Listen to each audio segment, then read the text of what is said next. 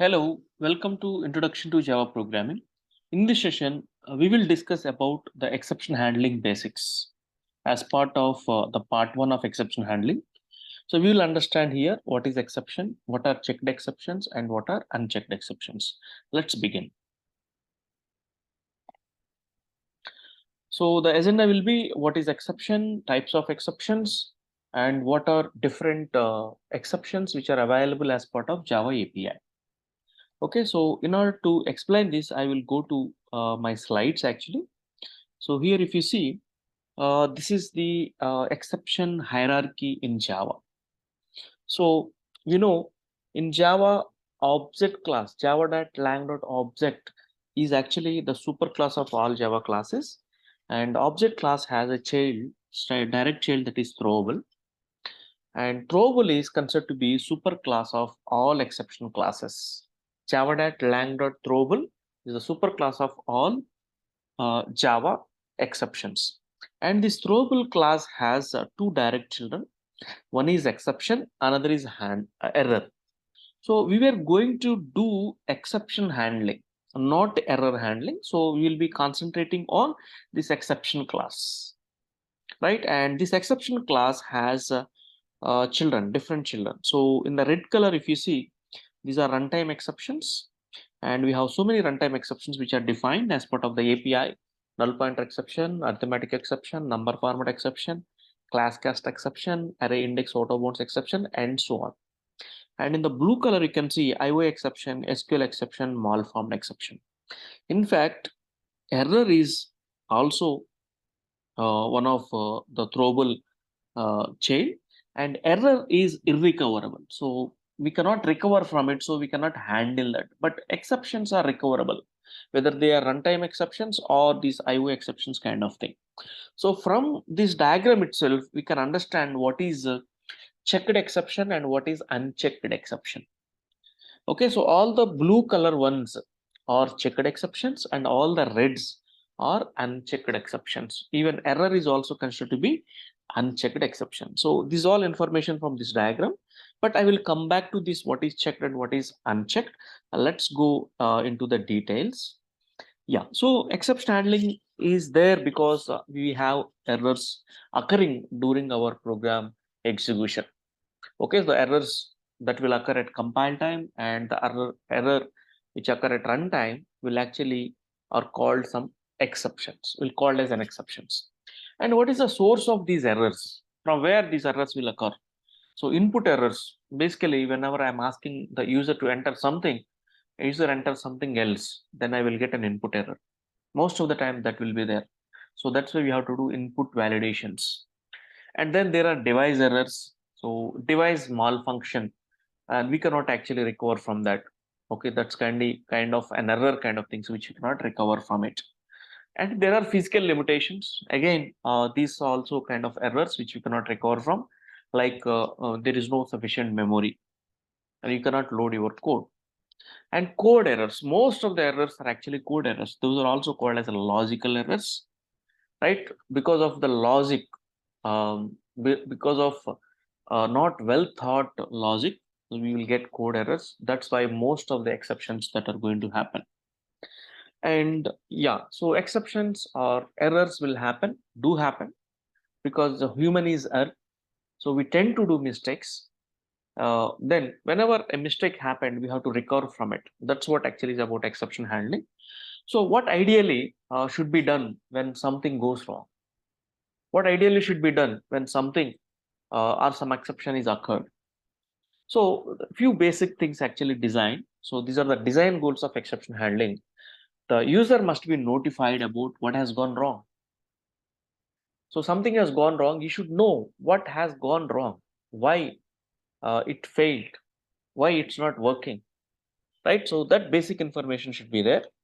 And second thing, so till that point of time, what are all things are happening that should be saved. So you should save all the work. And the third one is it should allow the users to exit from the program smoothly. So it should, that is also called graceful shutdown. Graceful shutdown. So the shutdown should be graceful. It should not abnormally terminate. Okay, so imagine you are actually flying on a plane and something goes wrong, it should not crash. If it crashes, that's a it's a big thing, right? It's a great thing. It crashes means then, so it's actually at the cost of your lives, actually, right? So that shouldn't happen. So if there is some problem also, it should actually land. So that is actually called, it should exit from the program smoothly. That is called graceful shutdown. If one engine is not working, the other engine should work, but it should not abnormally terminate, right? So these are the design goals of any exception handling, and Java has all these things. Java notifies about the error, and Java saves all the work till that point, and Java makes us to shut down gracefully. So something is not working, that will not work, but all other things will be working fine, right? So those are the design guidelines. And now let's define what is an exception. What's an exception? So we can understand exception in different ways. So here, an exception we are defining like this. So an exception signifies an illegal or invalid or unexpected issue during the program execution.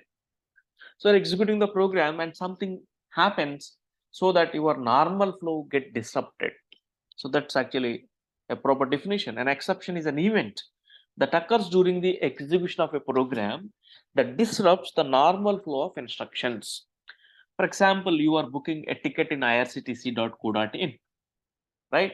So you have selected train, selected seats, etc. And now when you are paying and abnormally terminates, that's a crash actually. So what all you are did till that moment has gone. So again, you have to open the site, you have to log in, and you have to select the things and you have to do it, right? So that's actually called as a crash, an abnormal termination, application crash, or system crash, right? So exception is something, suddenly something will happen that disrupt the normal flow, right? Of course, the exceptions can now be handled. We have good exception handling mechanism, but in earlier languages, we don't have exception handling. Like C language, we don't have exception handling. So how exception handling is done in C then? So using the conditional statements and the written values. Okay, but Java and C++ has good exception handling. Even Python, .NET, all these languages are now equipped with a very good exception handling mechanism, right? Yeah, so now let me actually take you to the other parts. Of course, these parts we will cover when we are discussing try catch throw. Yeah, so I'm back to my hierarchy of exceptions in Java. At the top you have the object class, and then you have a throwable class, and this throwable class has two children. One is exception, another is error. And errors, example, assertion error, virtual machine error, memory error. Okay, so like that. And in exception, you have IO exception, SQL exception. This is one category, and other category is runtime exceptions. Okay, so in runtime exception, we have so many, at least 4 5 you have to remember, like arithmetic exception, null point exception, number format, array index, string index, okay, input mismatch, etc. So the here in the hierarchy, you have three kinds actually. So one is error, which is irrecoverable, and another is exception, and exception has two kinds of children. One is IO and SQL, which are called checked exceptions, and runtime exceptions are called unchecked exceptions. Okay, so all the runtime exceptions. What are unchecked exceptions? Unchecked exceptions are the runtime exceptions. Even error is also considered to be unchecked exception. And what are checked exceptions? Checked exceptions are the exceptions which extend throwable class, except runtime and error. In the hierarchy, except runtime and error, all other classes which are extending the throwable class are checked exceptions. Now let's understand the definition. What is checked and what is unchecked? Checked means it is checked by the compiler. So compiler has an idea of that exception. So that's why we say checked exception. Compiler has an idea about the exception and you will check it. Unchecked means compiler has no idea.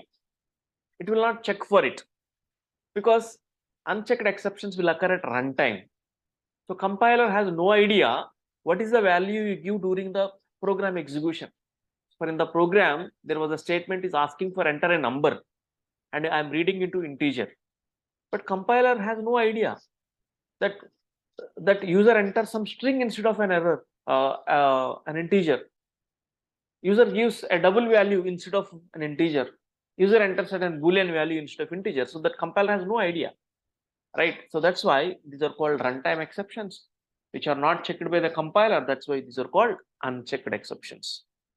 Okay, so and another hierarchy where so many other classes were given here, and here there is a clear categorization. All the shaded ones are unchecked, and unshaded ones are checked exceptions here.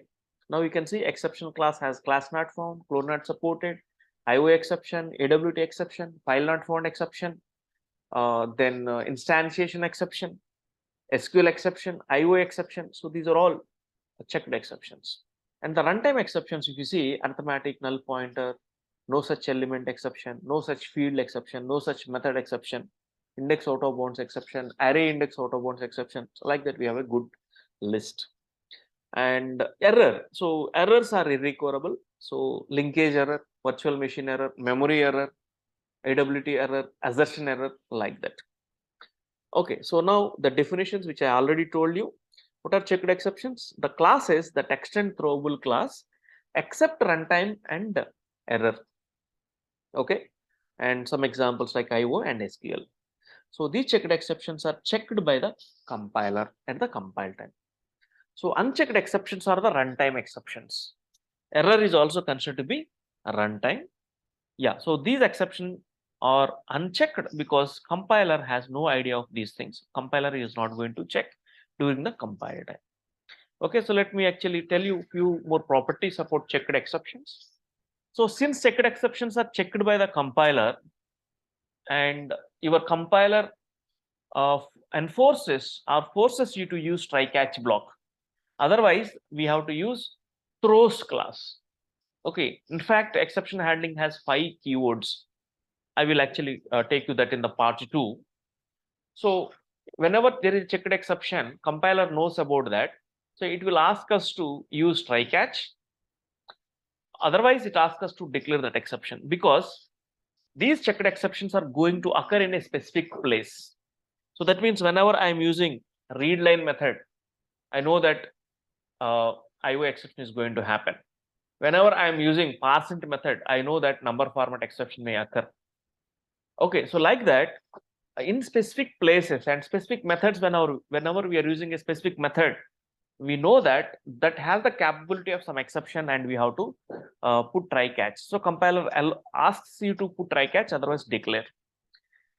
Okay, and these are some of the examples of the checked exceptions. Class not found exception, clone not supported exception, illegal access exception, instantiation, interrupted, no such field, no such method, and so many other things also there. Just remember at least a few like IO exception, because most of the time we will be using read line method and IO exception will occur over there. Then whenever you're using files, file not found exception. And whenever we are using threads, then you have interrupted exception, right? And whenever you're using databases, SQL exception, SQL exception. So they are occur at some specific place actually, right? Yeah, so that's about checked exceptions. Coming to unchecked, unchecked will not checked by the compiler. So compiler will not force you to use try catch, will not force you to use try catch. Okay, they can occur at any time because they are actually code errors basically, right? And they are input errors basically because when you're asking something and user is applying something else, right? We have so many examples, and at least we should know about arithmetic exception, that is divide by 0, and array index out of bounds exception whenever bounds got exceeded or underflow, null pointer exception when you are trying to access something from the null, the number format exception whenever trying to convert a string to any integer, float, double, or boolean, etc. And let's see the examples. So there are good number of things. Few things we should know, just what I told actually: arithmetic, null pointer, number format, then array index, string index. And whenever we are using scanner, then we have input mismatch exception, etc. And of course, when you are using threads, illegal thread set exception. And then we have class cast exception. Most of the time you are going to get when you are sorting different kinds of objects. right? Then not serializable exception when you are trying to serialize an object, not clonable exception when you are trying to clone an object. Okay, let's see some examples of unchecked exceptions. See, for example, here int array equal to null. So here what I'm doing, I'm actually having, I'm declaring an array and initializing with null, but I am putting 1 into my array of 0. So that means my first lot. Is that possible? No, because array is null, right? So you are trying to access something from the null. So that's a null pointer exception. Now, if you see here, we have a loop over there, I equal to 0, I less than equal to 4, I plus plus, and array of I equal to I am saying. But array size is 4. So the index is actually 0, 1, 2, 3. But my I value is going up to 4. So when I equal to 4, the index overflows actually. Right? My index overflows. So array index out of bounds exception. Right? Let's now see the other scenario. Array of I minus 1 by 0. Whenever you divide by 0, what happens? Arithmetic exception is going to happen. Right? So whenever you are divide by 0 or whenever you are doing modulus with 0, these exceptions are going to come actually. Okay, so now, so a few more examples actually. So a equal to 50 by 0 and clear case of arithmetic exception. And here string s equal to null. So s has nothing, string has nothing, but I would like to have the length. So trying to access something from the null, so null pointer exception. And here, if you see string s equal to abc, and I am parsing the abc to integer. It's not possible. ABC cannot be an integer. But if you have string s equal to some 10, that 10 can be parsed back to integer. That is possible. But you cannot parse a string. So that's a number format exception. And here int a array equal to new int of 5. The size of the array is 5. So index starts from 0 to 4. And a of 10 equal to 50. So you don't have an index 10. So it is clear case of array index out of bounds exception. Okay, so with this, what we actually understood is what is exception, what are sources of exceptions, what should happen when an exception occurs, and in Java API, what are different kinds of exceptions that we have, like checked and unchecked exception. So this will be the part 1. In the part 2, how to handle the exceptions with the help of the keywords like try, catch, finally, throw, and throws. So that has to be discussed in the part 2. So before I conclude, let me actually go to here. So now we understood what is an exception. So what is an exception? Exception is an event that occurs during the program execution such that the normal flow will get disrupted. And we have types of exceptions. We have checked exception, we have unchecked exception, and we have error. And of course, from the hierarchy, we can understand all of these things. The exception hierarchy at the top, we have throwable. It has two children. One is error and exception. Error handling, we're not going to do, but exception handling. Exception has two children. One is IO exception, SQL exception kind of thing. Those are checked exceptions. And all the runtime exceptions are unchecked exceptions. Right. So some of the examples of unchecked or arithmetic and null pointer. Some of the examples of checked are IO and SQL exception. Okay, and this is about the part 1, where we are trying to understand the exception handling by knowing what is an exception and what are Java's API exceptions. So hope you have understood this, and we'll see in the next class and how we can handle the exception with the help of the 5 keywords: try, catch, throw, throws, and finally. Thank you.